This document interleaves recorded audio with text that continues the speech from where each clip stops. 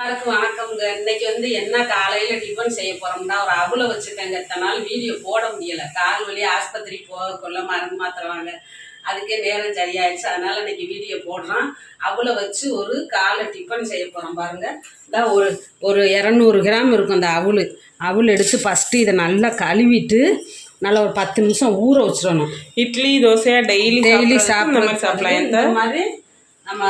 இந்த மாதிரி அவலை நம்ம 3-4 தடவை கழுவிட்டு, இந்த பாருங்க தண்ணியே இல்லை, லேஸ் அவல் உண்டாலும் சரி கனமான அவல் உண்டாலும் சரி எந்த அவல் உண்டாலும் சூப்பராக இருக்கும். நாங்கள் இன்றைக்கி லேஸ் அவல் தான் எடுத்துருக்கோம்.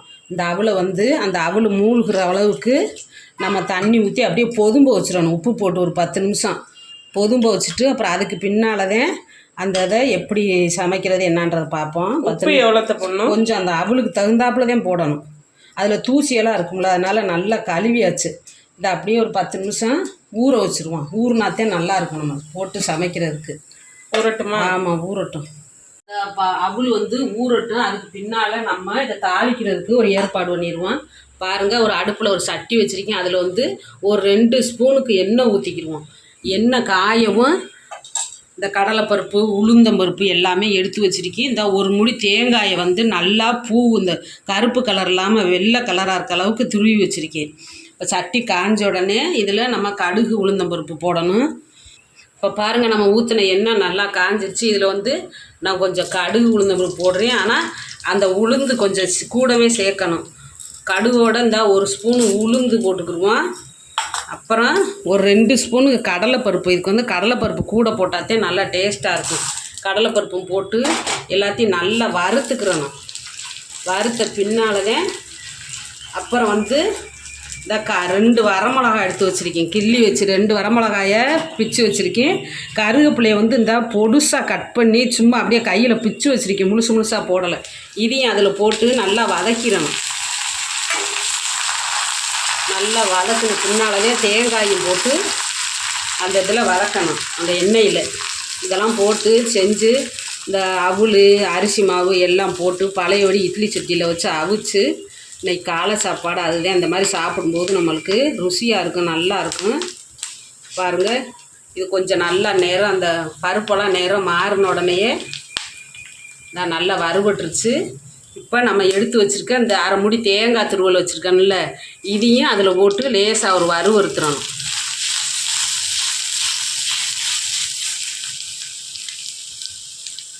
இந்த தேங்காயெல்லாம் போட்டு நம்ம அந்த அவல் மாதிரி அவலில் போட்டு செஞ்சு சாப்பிட்றது நல்லா ருசியாக இருக்கும்.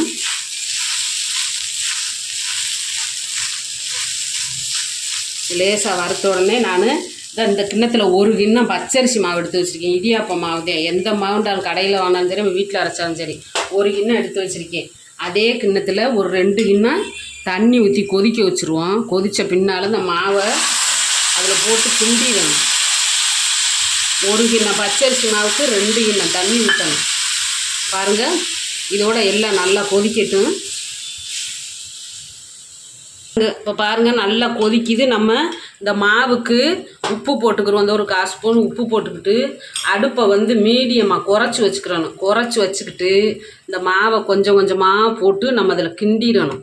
கிண்டி நல்லா கிண்டிட்டு அப்புறம் அப்படியே அந்த சட்டி ஹீட்டிலேயே வேகட்டும்ட்டு ஒரு 5 நிமிஷம் மூடி வச்சிடணும். பாருங்கள், சூப்பராக நம்ம ஊற்றின அந்த 2 கப்பு தண்ணி, 1 கப்பு மாவுக்கு 2 கப்பு தண்ணி கரெக்டாக இருக்கும்.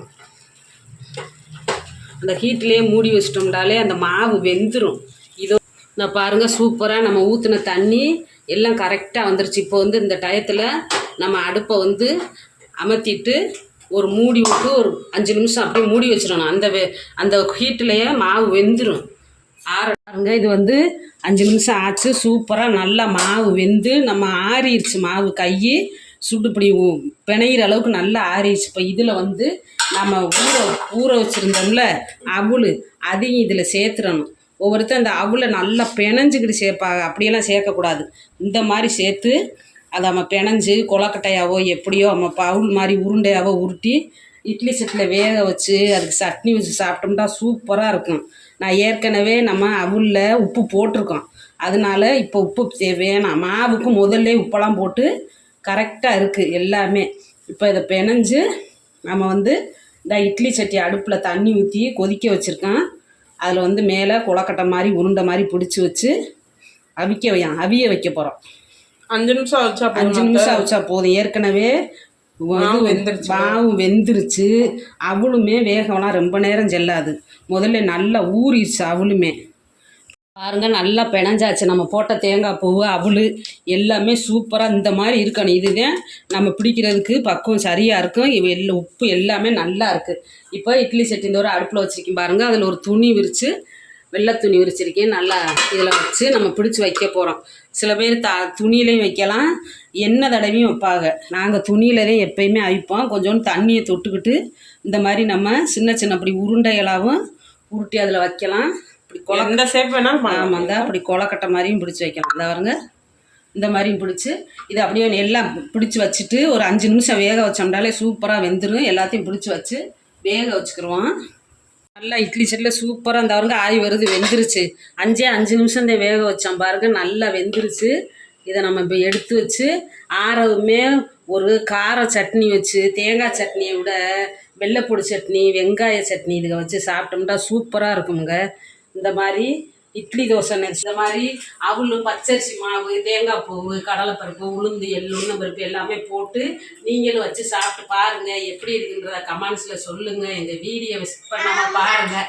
லைக் பண்ணுங்கள், ஷேர் பண்ணுங்கள், சப்ஸ்கிரைப் பண்ணுங்கள். நன்றி, வணக்கம்.